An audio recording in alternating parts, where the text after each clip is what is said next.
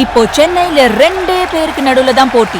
ஒன்னு இஎம்ஐ, இன்னொன்னு rent. Porur, Kattupakkam. Rented ஹவுஸ்னா உங்க ரெண்ட், அவங்க அசர்ட். ஓன் ஹவுஸ்னா உங்க இஎம்ஐ, உங்க அசர்ட். For bookings call 8682089820.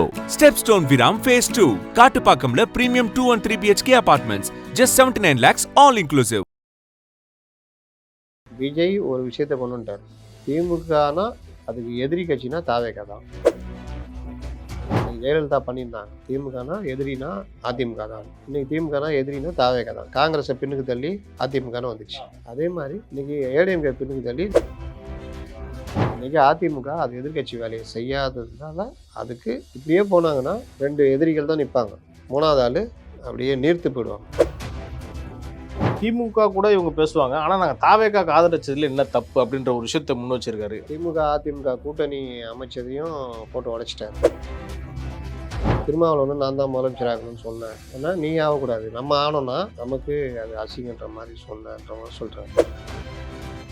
நீங்கள் அப்படியே விட்டுருந்தீங்கன்னா அவங்கவுங்க தாவேக்காதுன்னு போகிறப்போ அந்தந்த கட்சிகள் பலமாகும். இன்னைக்கு பல விஷயங்கள் நீங்கள் பார்த்தா இப்போ எல்லாரும் எதிரணியில் போய் உக்காந்துட்டு இருக்கிறாங்க. வலுவான திமுக அதிமுக கேடர் பார்த்துக்கிட்டே இருக்காரு, கட்சி கரைஞ்சிக்கிட்டே இருக்கு. ஒரு பக்கம் கடைசியில் காங்கிரஸ் பொறுத்த வரைக்கும் கட்சி நடத்தணும்னு முடிவு பண்ணிட்டார். கட்சியை நம்பர் 1 கட்சியாக நடத்தணும்னு பண்ணல.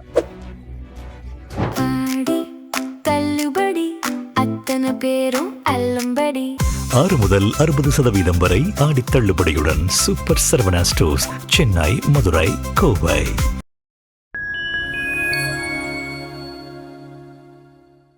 ஃபைன் டைம் நேயர்களுக்கு வணக்கம். இன்று நம்மோடு இணைந்திருப்பவர் மூத்த பத்திரிகையாளர் திரு அப்துல் முத்தலீப் அவர்கள். சார் வணக்கம். சார் வணக்கம். அதிமுகல மறுபடியும் ஒரு அந்த சர்ச்சையை வெடிச்சிருக்கு. CV சண்முகம் அவர்கள் கூட சொல்லியிருக்காரு. அதாவது திமுக கூட இவங்க பேசுவாங்க, ஆனால் நாங்கள் தாவேக்காக்கு ஆதரிச்சதுல என்ன தப்பு அப்படின்ற ஒரு விஷயத்தை முன் வச்சிருக்காரு. எப்படி சார் பார்க்குறீங்க? அது மட்டுமா சொல்லியிருக்காரு? திமுக அதிமுக கூட்டணி அமைச்சதையும் போட்டு உடைச்சிட்டாரு. சொல்லியிருக்காரு 47 தொகுதியில் நீங்கள் ஜெயிச்சிங்கன்னா மீதி இருக்க தொகுதியில் உங்களுக்கு செல்வாக்கு இல்லையான்றதையும் போட்டு அடிச்சிருக்காரு. திருமாவளவன் நான் தான் முதலமைச்சர் ஆகணும்னு சொன்னேன். ஓப்பனாக சொல்லிட்டார். ஏன்னா நீ ஆகக்கூடாது, நம்ம ஆனோம்னா நமக்கு அது அசிங்கன்ற மாதிரி சொன்னன்ற மாதிரி சொல்கிறாரு. ரெண்டாவது, பிரிந்தவர்களை சேர்த்து கட்சியை பலப்படுத்தணும் அப்படின்னு கோரிக்கை வைக்கிறாங்க. அதெல்லாம் என்னன்னா, இது ஏடிஎம்கேவுடைய ஃபெயிலியரை இவங்க தோல் உரிச்சு காட்டுறாங்க. இன்றைக்கும் சட்டமன்றத்தில் விஜய் ஒரு விஷயத்த கொண்டு வந்துட்டார். திமுகனா அதுக்கு எதிரி கட்சினா தாவேகா தான் அப்படின்னு. அன்றைக்கி ஜெயலலிதா பண்ணியிருந்தாங்க. திமுகனா எதிரினா அதிமுக தான். இன்றைக்கி திமுகனா எதிரினா தாவேகா தான். காங்கிரஸை பின்னுக்கு தள்ளி அதிமுகன்னு வந்துச்சு. அதே மாதிரி இன்னைக்கு ஏடிஎம்கே பின்னுக்கு தள்ளி நாங்கள் தான். இன்னைக்கு சட்டமன்றத்துலேயும் திமுக இவங்க அட்டாக் பண்ணுவாங்க, திமுக இவங்களை அட்டாக் பண்ணுவோம். இவர் நடுவில் வந்து டி ராஜேந்தர் மாதிரி இப்படி பார்த்துன்னுக்குறாங்க. டி ராஜேந்தர் ஒரு மீம் வருமே, அது மாதிரி அதில் போகிற போக்கில் இவங்களையே கண்டிக்கிறாங்க. யார்? இவர்களையே ஒரு பைசாக்காக கூலி உயர்வு கேட்டப்போ துப்பாக்கியால் சுட்டு கொண்டு விவசாயிகளை சுட்டு கொண்டுறவங்க நாங்கள் கிடையாதுன்னு MRK பன்னீர்செல்வம் எடப்பாடி பக்கத்தில் வச்சுட்டே குற்றச்சாட்டு வைக்கிறாரு. அது அங்கே பதிவாகுது. அதை இவர் எழுத்து பேசவும் இல்லை, அதை நீக்கணும்னு சொல்லலை. பக்கத்துல சொல்லி.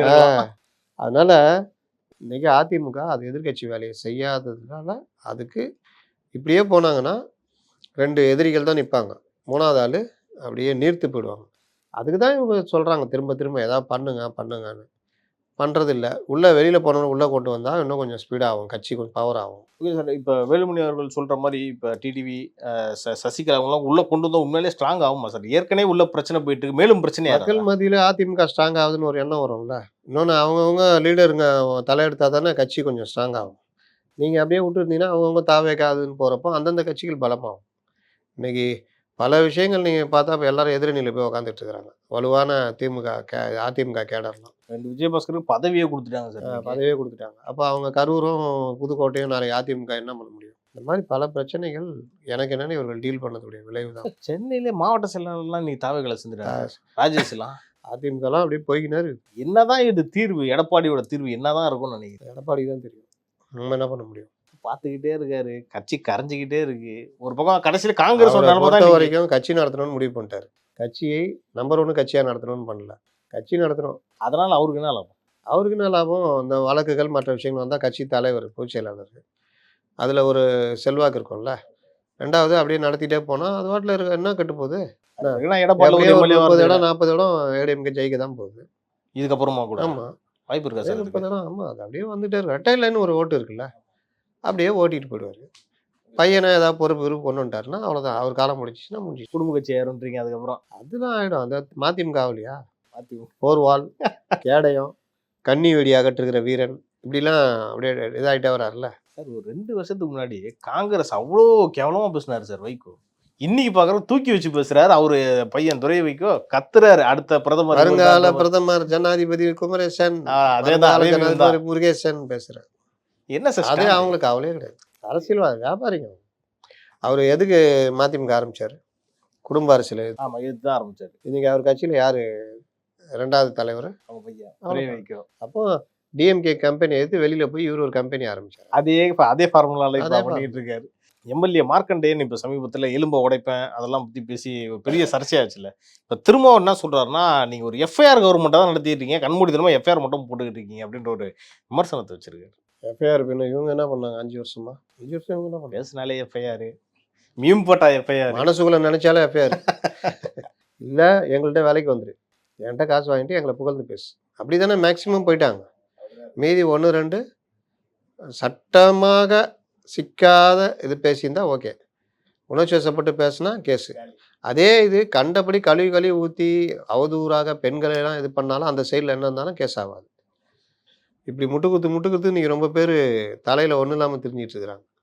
இதில் இந்த இந்து குழுமம்னு ஆங்கில பத்திரிகையிலேருந்து பல செய்தியாளர்கள் முட்டு கொடுத்துக்கிட்டு இன்றைக்கி பேர் கெடுத்து போயிட்டு இருக்காங்க. இந்துனா ஒரு பேர் இருந்தது, இன்றைக்கி முன்னாள் சேர்மன்லேருந்து எல்லாம் இன்றைக்கி முட்டு கொடுத்துன்னு இருக்காங்க. இந்த மாதிரி தான் போயிடுச்சு. 5 வருஷம் நீங்கள் என்ன பண்ணீங்க? எத்தனை பேர் மேலே குண்டாஸ் போட்டீங்க? என்கவுண்டர்கள், லாக்அப் மரணங்கள், இன்னும் பல விஷயங்களுக்கு எதிராக ஊடகங்கள் பேசாதது, இந்த மாதிரி பல இது பண்ணதுக்கு அடிப்படை காரணம் என்ன? அவங்க மேலே இருக்கிற பற்றா? சாமபேத தானம் தண்டம், அவ்வளோதான். அதனால் எந்தெந்த வகையில் எல்லாரையும் கவர் பண்ண முடியுமோ அதெல்லாம் பண்ணீங்க. அதே இது இந்த கவர்மெண்ட் வந்த பிறகு நீங்கள் பேசுகிற பேச்சு, அதாவது அரசியல் விமர்சனத்தை தாண்டி இப்படிப்பட்ட கேவலமான முதலமைச்சரா? அதாவது கண்டபடி பேசுறது, தனிப்பட்ட வாழ்க்கை பேசுறது, அப்புறம் அமைச்சர்கள் யாருமே சரியில்லை, இவர்கள் எல்லோருமே ஒன்றுகள் ஆய்க்கில்லாதவங்க. பக்கா நிர்வாக தரணம். இப்போ பேசினேண்ணே, டாஸ்மாக் எதாவது பண்ணீங்களா? அறநிலைத்துறை அவ்வளோ நிர்வாகத்திறன், அதாவது என்ன ஃபேக்ட் என்ன பாசிபிலிட்டியோ அதை கரெக்டாக அமுல்படுத்துகிறாங்க. அப்போ இதெல்லாம் இவ்வளோ நாளாக நீங்கள் பண்ணாமல் தானே இருந்தீங்க. இதில் இவர்கள் நிர்வாகிகள்லாம் நிர்வாகத்திறன் மிக்கவரலாம், அவங்க ஒன்றும் இல்லையா. அதனால் ஜனங்கள்கிட்ட இதை நம்ப வைக்கிறாங்க. இன்றைக்கும் 90% ஊடகங்கள் அவங்க கையில் தான் இருக்குது. ஏடிஆர் ரிப்போர்ட்டில் தேர்தல் நிதி வாங்குறதுக்கு 20,000 ரூபாய்க்கு மேலே வாங்கினா தேர்தல் ஆணையத்துக்கு தேர்தல் முடிஞ்சவொன்னா கணக்கை சமர்ப்பிக்கணும். இதில் தமிழ்நாட்டில் அதிகம் வாங்கின கட்சி திமுக. 365 கோடி என்னமோ 2 வருஷத்தில் 2 ஃபினான்ஷியல் இயர்.